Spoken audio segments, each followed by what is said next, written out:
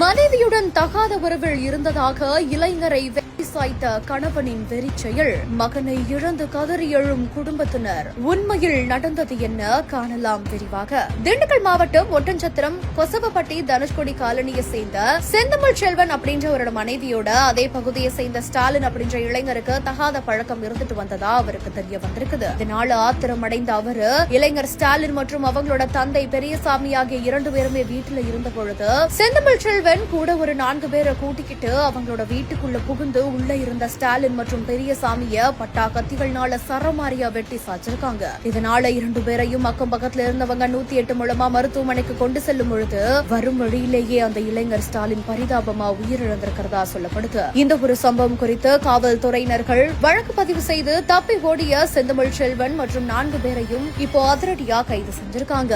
இந்த நிலையில தான் தகாத உறவுல இருந்ததா சொல்லி இளைஞரை வெட்டி சாய்த்த இந்த ஒரு சம்பவம் அந்த பகுதியில் பெரும் பரபரப்பையும் சோகத்தையும் ஏற்படுத்தி இருக்குது.